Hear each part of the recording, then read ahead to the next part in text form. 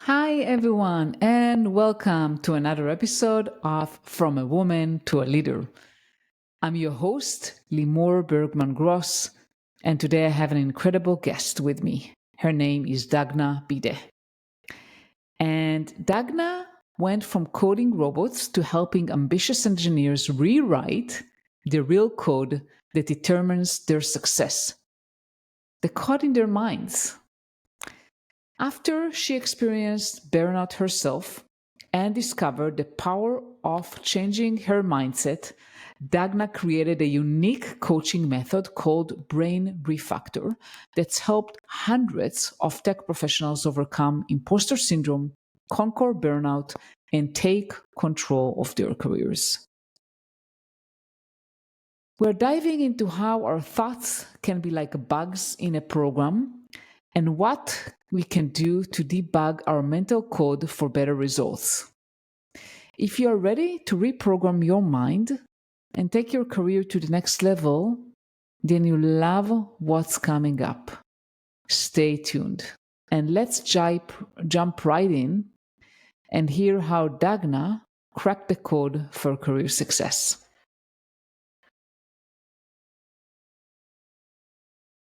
Hi, Dagna. Welcome. How are you today? I'm doing great. Thanks for having me here, Limor. Absolutely. My pleasure having you here today. And we share kind of some similarity in our journey. You're also an engineer like myself, and you became a coach. So maybe tell us a little bit about how do you transition from engineering to coaching? Yeah, that's a interesting thing. In my engineering career, I always chased impact because as a teenager, I wanted to build the future. Whatever that means in the mind of a teenager. So when I ended up studying, picking up what to study, what kind of career to pursue, I ended up studying control engineering and robotics because it was like the most futuristic thing that I could find. So I thought to myself, oh, surely this is me creating the future by building the robots.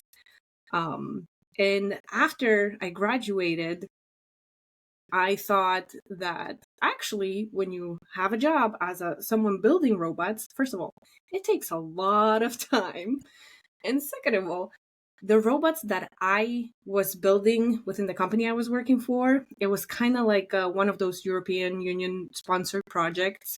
That was a huge collaboration project with the company that I worked in and different universities across European Union. A lot of the time, those robots end up in a lab somewhere at a university, and maybe a few PhD students will ever touch them, right? Mm-hmm. So I quickly realized this is not the kind of impact that I'm looking for. And then I transitioned to software engineering because at just click of one deployment, you can have like millions of end users using something that you've created. So I was like, oh, wow, okay, that's impact, right?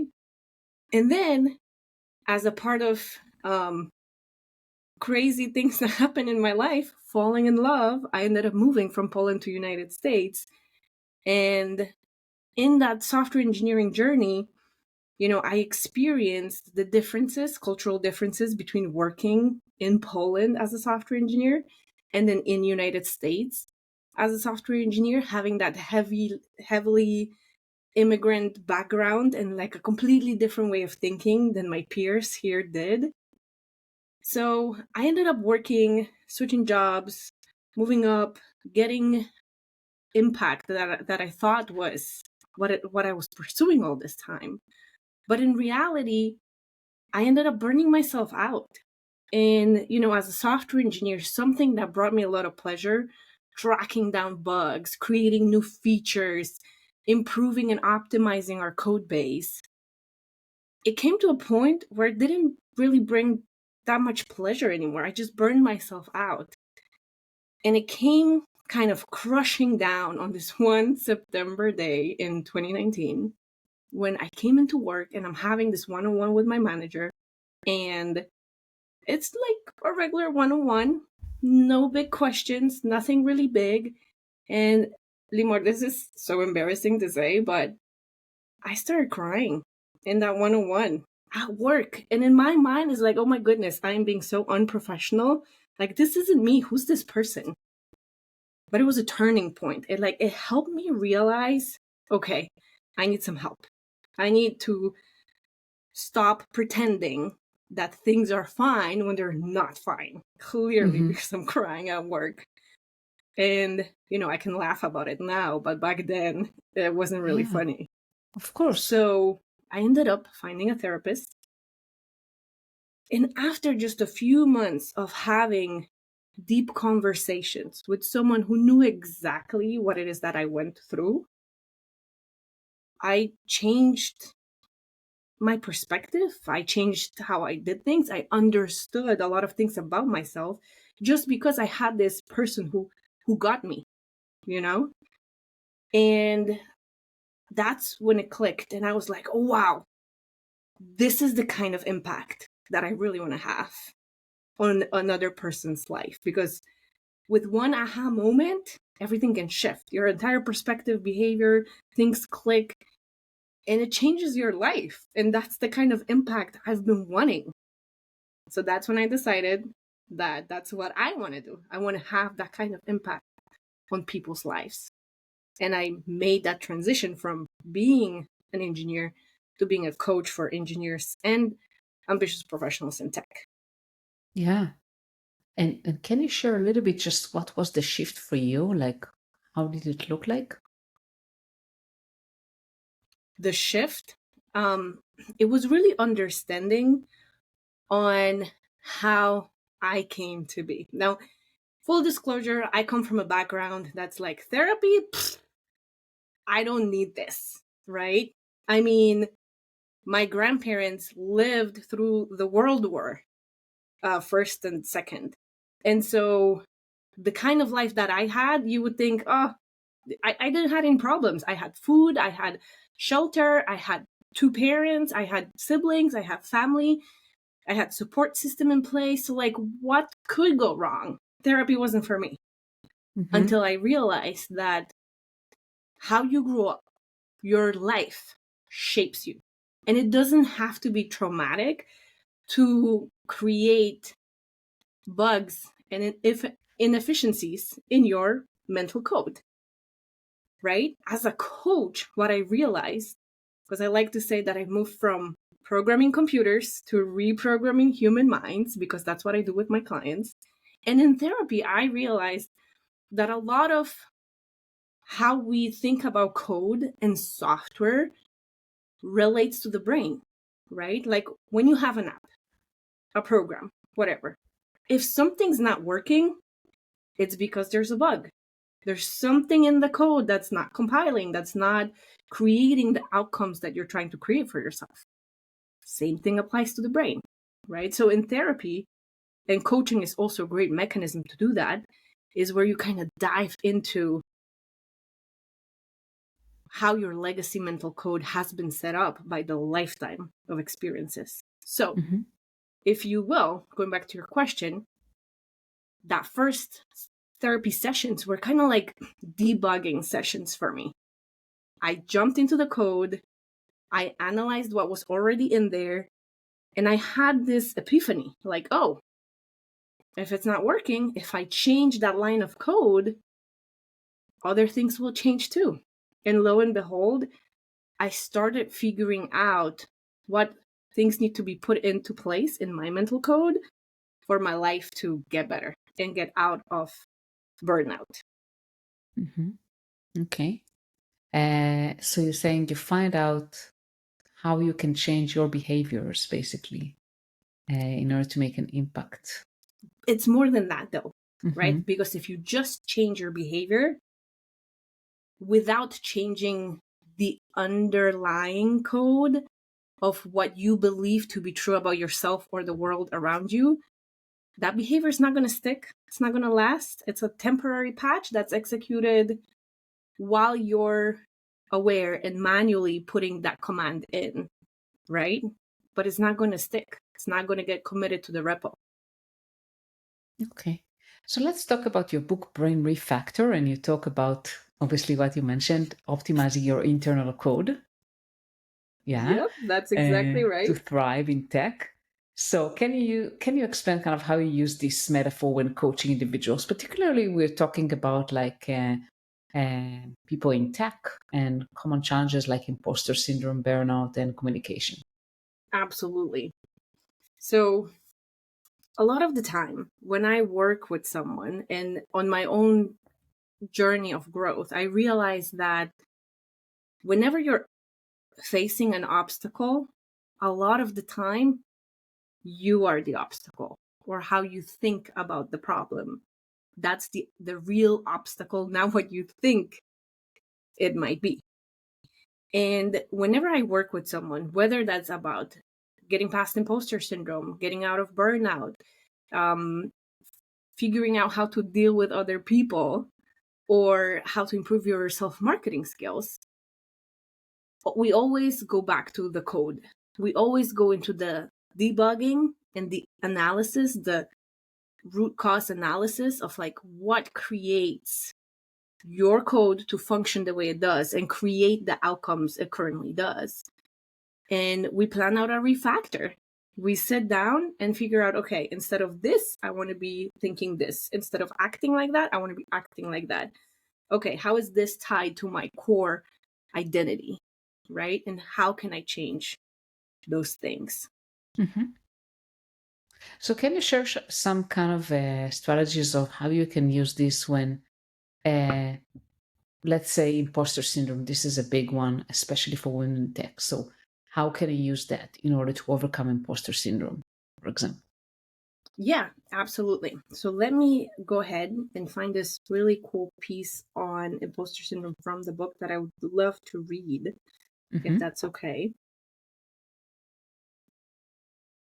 There's a whole chapter called Debugging the Imposter Syndrome with two case studies of my actual clients who were able to get past imposter syndrome as a result of our work together. But the way that I define imposter syndrome is essentially this loop, this routine that gets stuck in execution. Because everybody has doubts, everybody has worries, everybody feels every now and then, I don't know what I'm doing. That's normal. And it's not imposter syndrome. Okay, this is just regular worry sprinkled with doubt, and it's normal because you're growing. Our environment is rapidly changing. It makes sense to feel that way. But the imposter syndrome is essentially when it spirals down, when it gets out of control. And that routine is taking over our mental resources and doesn't let us move forward. It keeps us stuck. So here's the piece I would like to read. I give this story that kind of shows how imposter syndrome often looks like, because it a lot of the time affects people early in their career, but also if you step into a new role. So Hmm. I talk about Linda. Linda gets promoted from an engineering position to a more leadership position, and she leads a team of engineers. And one of the features that her team delivers causes an outage and causes loss of money for the company, which is a big blow, right? So here's what happens. Linda's internal programming will determine if the challenge of her new role is overwhelming or if it's beneficial. The outcome has nothing to do with the situation itself, the major failure causing an outage, and everything to do with her mental programming, how it interprets the event. Either the imposter syndrome will take over, allowing the overwhelm to kick in, or she can lean into the growing pains and experience a transformative growth spurt. So, again, what happens next all depends on the internal mental programming that assigns meaning to what's going on. If Linda's legacy mental code is running the imposter syndrome routines, she might think, oh, I knew I wasn't cut out for this role. I've been just fooling everyone and it's blown up right in my face. Everyone probably thinks I am incompetent now. I can't believe I let this happen. I should not have been promoted. I'm not capable of handling this level of responsibility. My luck has finally run out. I am not skilled enough for this job. It's clear that I don't belong here. Right? Does that sound familiar? Unfortunately, sound very familiar, both on a personal level and also from my clients, for sure. But if Linda's mental code allows her to lean into the growing pains, she will probably think something like this. Okay, this was a major setback, but it's all part of the learning process. I need to figure out what went wrong and how to prevent it in the future. And even though this failure is tough to swallow, I know it doesn't define me. It doesn't define my abilities or my worth. I mean, I gotta be real. I am new to this role and I haven't found my footing yet. I'm facing new challenges, the kind I have not ever faced before. So failures are inevitable. But I've overcome challenges before. I am capable of learning from those mistakes and improving. So I'm just gonna stay focused, stay positive, seek feedback, and keep moving forward. Notice that the event didn't change, right? That failure causing an outage is still there. The company lost money. People are probably disappointed.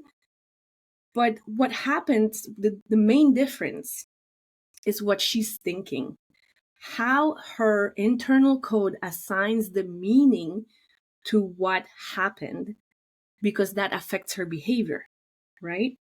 If it's the imposter syndrome that takes over, she's going to withdraw.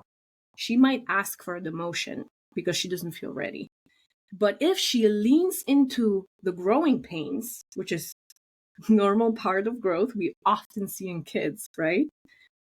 If she can lean into the growing pains, she can continue gaining more mastery and proficiency and confidence by learning from her mistakes.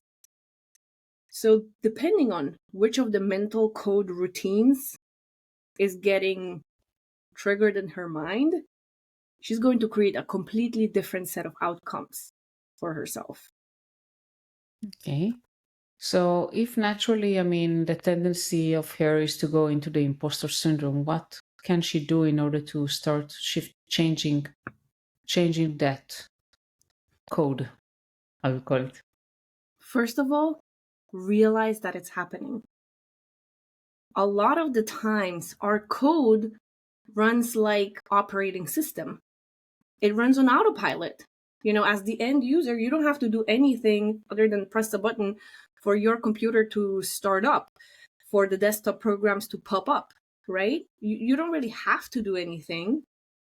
But if you notice that there's a process that is running in the background that's unhelpful, you have to be aware. You have to catch yourself thinking those things, the process happening, being executed, and stop it.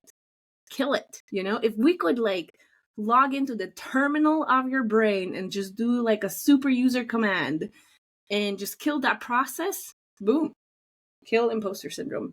What was it? You can just stop the process effectively.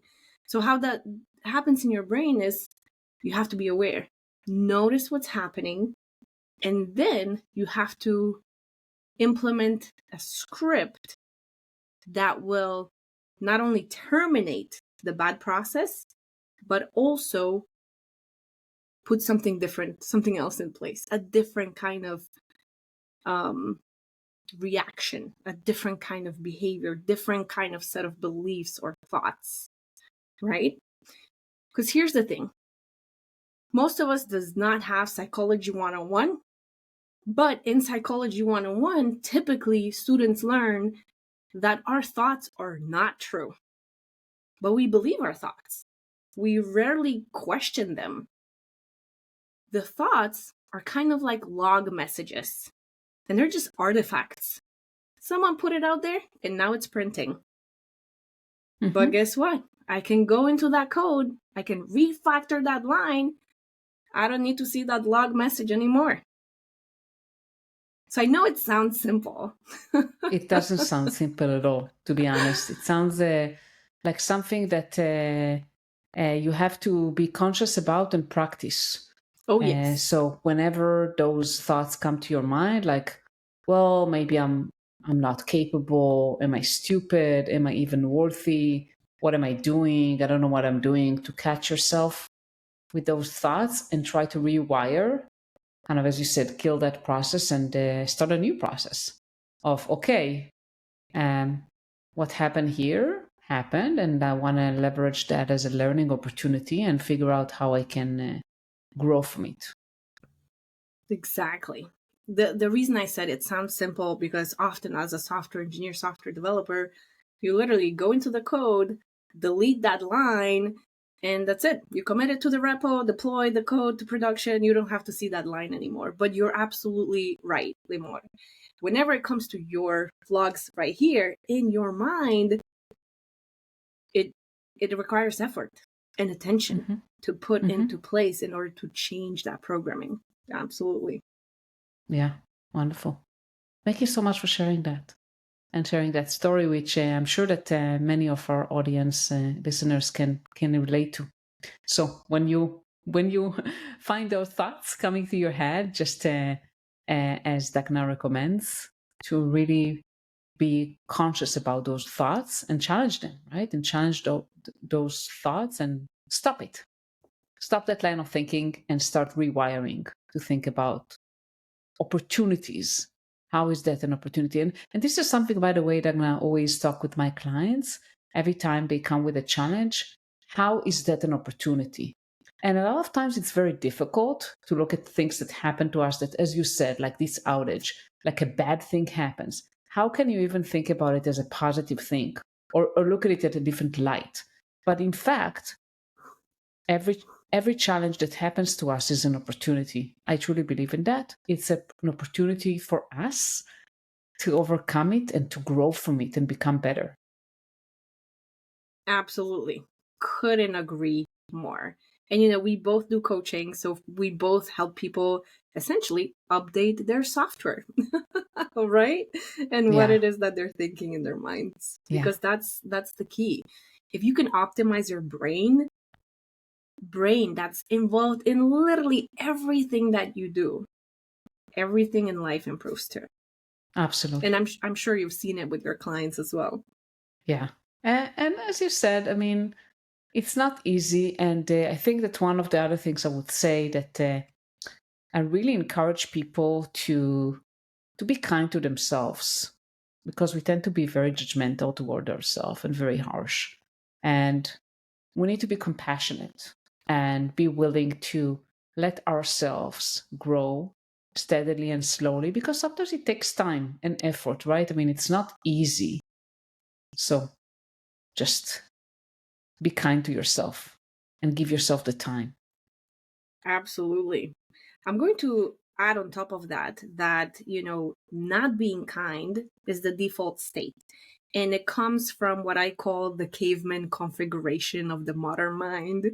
Because if you think about about the human evolution as a species, it's very recently that we've had to dealt with being ever connected to the internet or you know, going to the grocery store to get all our food instead of actually either growing the food or hunting for the food.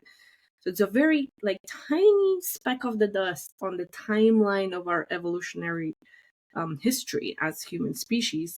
So that caveman configuration is really what makes us mm, not just not be kind, but also like notice the bad, what's negative, what's potentially harmful, and focus on that because guess what? That used to help our survival. Um, it's also on default set up in our mind to relive difficult moments so that we can learn from them, um, even if they're not deadly anymore, right? Back in the caveman times, you might be thinking about getting past being attacked by a tiger, right? Now you might be thinking about that fight you had with your partner. Even though it's not deadly, our brains kind of focus and magnify those negative things happening in our life, and the fact that we need to consciously rewire our brains to notice the good stuff and be kind to ourselves, having that self-love that is a foundation for confidence, that is really an effort to update our minds from that caveman configuration into the modern reality that we live in right now. Absolutely. And I want to shift to a different topic that we talked about assertive communication and Yes, psychological safety. And you highlight that. I know that also in your book. So can you share some techniques about kind of effectively fostering psychological safety and also like how do you become assertive without being aggressive, which is also a challenge that many women face. absolutely. So the first thing that I want to kind of jump to is understanding what makes difficult conversations difficult, what makes communication difficult, especially with that caveman configuration running, right? A lot of the time when we come into communication, we feel like there might be negative outcomes. And before even having a conversation, we might start to worry that, there's a lot of risks. There's a risk of negative consequences, fear of like strong or negative emotions that might rise up as we're communicating with other people. Like, oh, if they're judging us, for example, there's potential for conflict whenever we communicate with others, or even worse, there's a potential for criticism. And all those factors that are playing right into the caveman configuration of our mind make it difficult to be an excellent communicator and collaborator. And that's where the psychological safety that you mentioned comes into play. According to polyvagal theory, when we feel safe, psychologically safe in a conversation with another person, that's when we're able to connect with them with open-mindedness and curiosity and have patience and really listen to what it is that they're trying to say without tapping into all those defense mechanisms that are there to protect us, right? Again, back from the caveman times. So in order to feel psychologically safe in a conversation, you can do things for yourself and you can do things for other people to make sure that they are psychologically safe and can actually listen and pay attention, right? Because here's what happens. Whenever we come across as aggressive or passive aggressive, people tend to raise their psychological defense and either freeze or fight or flight. And then we're not getting our points across, right? But then on the other hand, if we're too passive, people just don't pay attention. So the sweet spot is really having the assertive communication skills in place because they help us bring that psychological safety into a conversation, right? So assertive communication is basically when we are able to create a respectful environment. By respectful, I mean, on one hand, we acknowledge what other people bring to the table. On the other hand, we also respect our own opinion. And we create that respectful environment so that we can express our concerns, right? Either state our needs or our wants. And we do so in an appropriate manner, or if we want to propose a solution or set of solutions. And we're trying to do that without trying to be manipulative, without trying to blame anyone, without bringing any judgment to a conversation about like who caused this problematic situation that we're trying to solve right now. And it's really about practicing in every communication. And I want to tie it to a story too, because for many women, speaking up is the issue. For me, the opposite was an issue. I would often come across as aggressive, too direct. People would think I'm mean. And of course, they didn't want me to be their leader because who would want to have a mean leader, right? And this company that I worked for had a difficult situation. They had to let people go. And at the end, we were having like all hands on meeting. Everybody could ask questions. They clarified the reasons why people were let go. And I'm like, can I ask a question or a few questions? Because in my mind, they haven't thought through the entire problems that might come from letting people go. And I'm asking a question. And imagine my surprise, Limor, when an engineering director comes to me after the meeting and he's like, Dagna, why did you call our leadership executive team a team of idiots? And I'm like, what? Like, I did not say that. And he's like, okay, but that's how it came across. And that was like such a huge aha moment. It's like, it doesn't matter what you intended to say. It matters how it came across. Mm-hmm. So with assertive communication, we can practice getting our point across and making sure that people listen.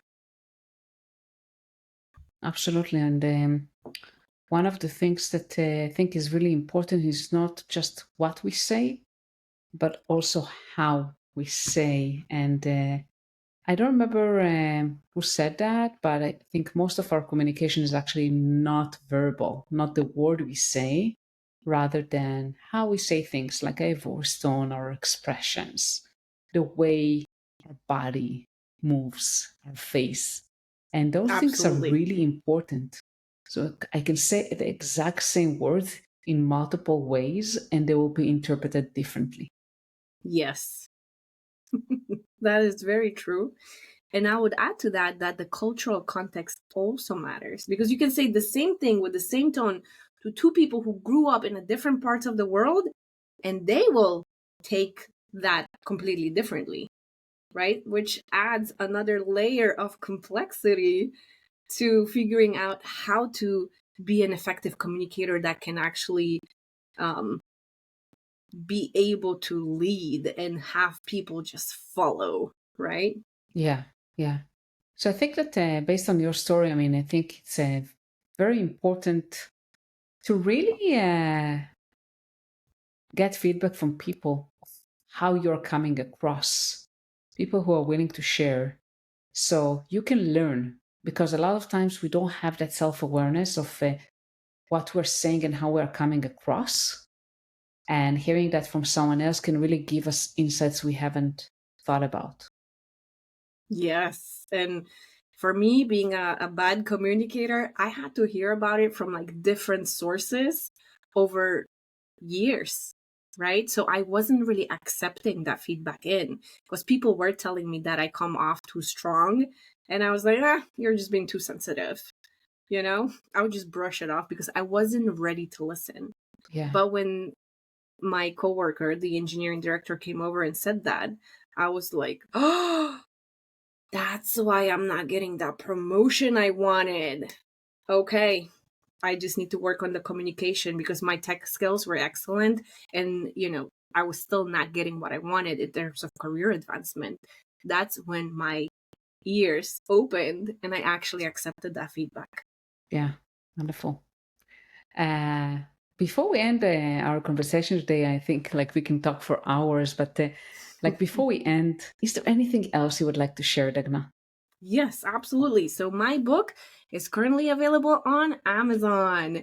And depending on when we air this episode, by October 1, all three versions, paperback, hardcover, and Kindle, are going to be available all over the world. So I highly, highly encourage that you jump in and get a sample if you like the piece that I read. And if you found that the conversation we had today resonated, I'm sure you'll enjoy the book. Absolutely, and I'll definitely put a link to your book. Thank you so much, Dagna, for being here today and sharing all that wisdom. Absolutely. It's been my pleasure talking to you today. Thank you, Limor.